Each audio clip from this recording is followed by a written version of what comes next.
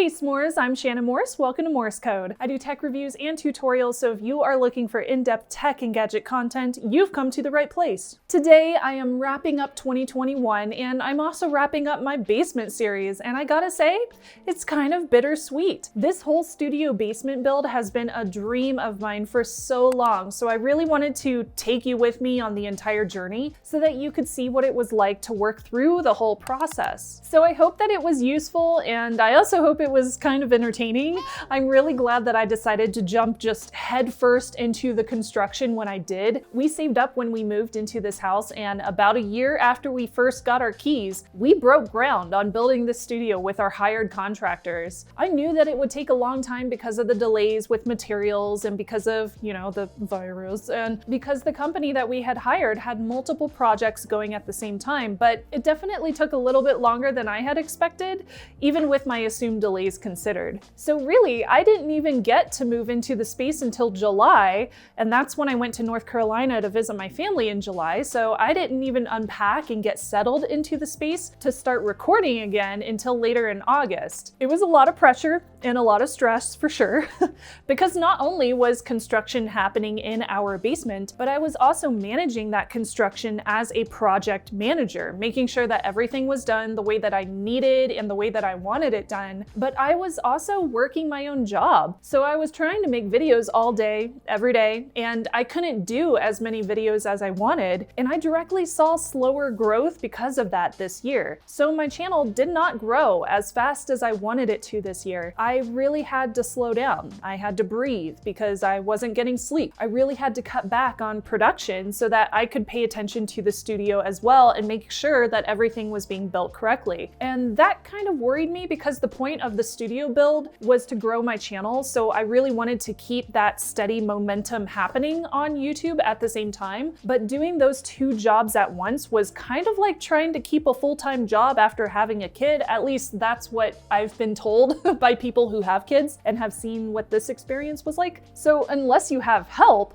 you have to sacrifice something, and that something often ends up being sleep or your own mental and physical health. So I did have some personal goals for this channel this year that I did not hit, and I am disappointed that they didn't happen, but I'm also trying to tell myself that that's exactly what needed to happen so that I did not end up getting burnt out. So this was a super fun experience, but in the middle of the construction, one of the contractors basically sent me some very unsolicited and uninvited texts and photos late on a Saturday night out of nowhere. And that not only freaked me out because the dude had access to my home and he knew where I live and he knows what my routine is, but also when I talked about it online and how I told his boss about it, I was targeted by a hate group for a few days because I got the guy fired. Because screw my safety, right? I guess boys will be boys, but this was a 40-year-old man, so he should not have been doing this. So this group had this whole mom mentality thing. They told me to watch my back. They told me, we know who you are, which obviously you do because I do YouTube videos. They said a bunch of threatening things and talk about an emotionally draining experience that makes you even wonder why you do this job when people hate you for standing up for yourself and hate you for standing up for your physical safety in your own home. The whole reason the guy had my phone number was so he could text me when he was on his way over to work on the basement studio, and I could unlock the basement door for him so that he did not have to go through the house and freak out my dog every day, and he could just come to the back side of the home,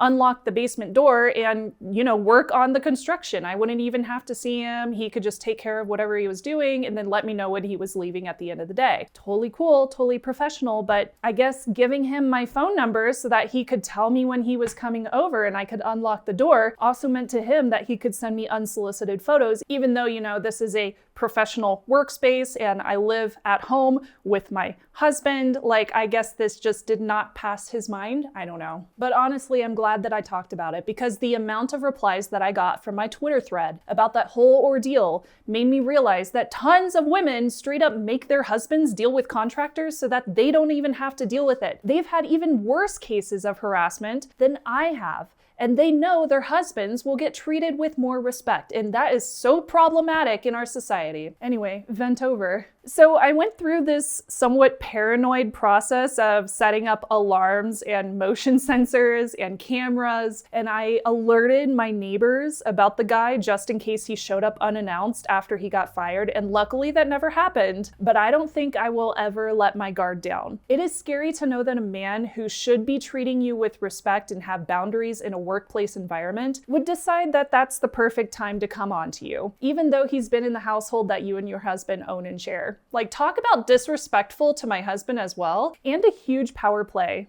Ugh. So that was a really, really big issue. That was a part of the reason why things slowed down on the construction. The GM had to bring in a new drywall guy to finish the job, but since he had multiple projects going, the new guy was already working on other houses and he wasn't available every day. I did that video earlier this year about the water leak that we had because the people who built our home put a nail gun straight through PEX water pipes. You would think that they would use nail guards or check for that kind of error, but I guess not.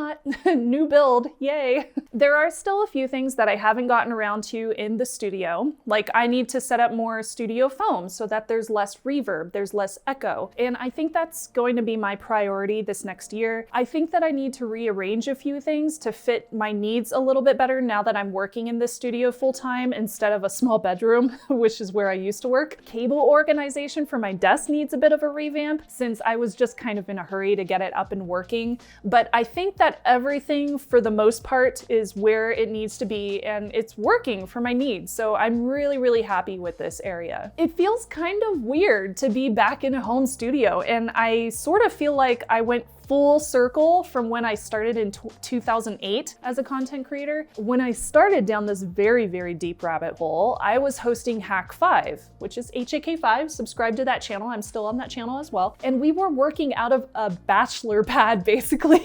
This like townhome in Virginia. Our kitchen and our dining area was the studio. That's where we shot the shows. It wasn't until I want to say 2010 or 2011 when we all moved to San Francisco that I started working on shows in a garage. That was the first space we had in San Francisco. And then we had an office space, then a warehouse. Then we moved into a bigger office space with a dedicated studio room. And then in like 2019, we went back to recording shows out of our own homes because office spaces in the Bay Area got crazy expensive. And during that decade, I was also producing and I was hosting with other networks and I was working in studios. So I got to see how all of these incredible shows were made and I learned how I could produce my shows at a better quality. I mean, some of the networks and studios that I was working in, they had spent hundreds of thousands of dollars building out these amazing studios. Mine cost nothing like that. It was still very expensive, but mine is a lot less expensive than that. So through all of those moves and job changes, I have been mentally notating things that I liked and disliked about each studio that I worked in. And that included little things like my litter robot upstairs. I left it upstairs because I can hear its motor on my mic whenever it's near my studio, and my cats, quite frankly, they like to poop while I'm recording. So I made sure my new studio is as far away as it can be from the robot. Cables on the floor. Those always bugged me in studios because I'm kind of clumsy, so I made sure that I had plugs in the ceiling here. I feel like this studio gives me the freedom to do what I want to do without feeling like my space is being a burden on my work. I removed all of the burdens of entry that would delay my ability to get onto the set and hit record. So now I don't have to set up my cameras or my lights every time because they live in the same place all the time. My camera is stationary on a tripod 24/7. So I hit record and I'm ready to go. I do have to focus it every time, but that's because it's in manual mode. I bought these little magnetic RGB lights, so they're easy to move around, and I switched all of my tripods to the same Arca mounting system, so it's easier to move my camera around if I have to move it to a different tripod. I tried to make the studio a thoughtful and convenient process instead of having it be a burden to set up and break down every single week, because that's what I used to have to deal with. So what's coming up for 2022?